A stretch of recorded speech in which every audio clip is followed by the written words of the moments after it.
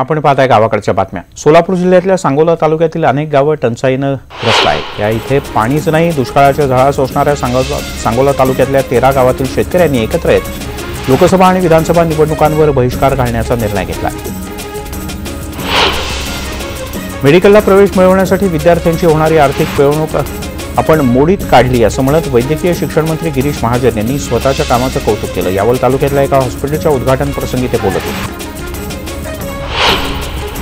लग्नाच्या भोल्यावर चढण्याआधी गावच्या सरपंचानं आपल्या गावातील साप्ताहिक स्वच्छता मोहीम राबवली।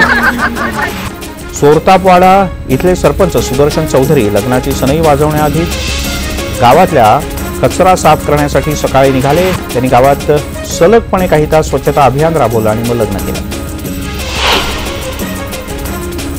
पश्चिम बंगालमधल्या एका व्यक्तीनं रक्तदान जीवनदान असा संदेश देण्याकरता 5 ऑक्टोबर 2018 पासून सायकल यात्रा सुरू केली। 18 वर्षांवरील युवकांना रक्तदानाचा संदेश देण्यासाठी यानं ही सायकल यात्रा सुरू केली आहे। सुमारे 4,500 किलोमीटरचा प्रवास करून जयदेवनं काल सकाळी अकोल्यामध्ये प्रवेश केला। अहमदनगरमध्ये दिव्यांग मुलांना सुद्धा हुरडा पार्टीचा आनंद घेता यावा म्हणून अहमदनगरच्या काही सेवाभावी संस्थांनी हुरडा पार्टीचं खास आयोजन केलं होतं।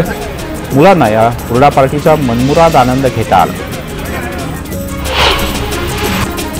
युरोपातील रोझी पास्टर हे पक्षी हजारो किलोमीटरचा प्रवास करून अहमदनगर जिल्ह्याच्या श्रीरामपूर तालुक्यात दाखल झाले। त्यांचे उंच आकाशात चाललेले मनमोहक खेळ बघण्यासाठी पक्षीप्रेमी सध्या इथे गर्दी करतात। श्रीरामपूर तालुक्यातल्या अशोकनगर साखर कारखाना परिसरात गेल्या 10 वर्षांपासून युरोपातले हे रोझी पास्टर पक्षी येत असतात, ज्यांना आपल्याकडे गुलाबी मैना म्हणूनही ओळखलं जातं।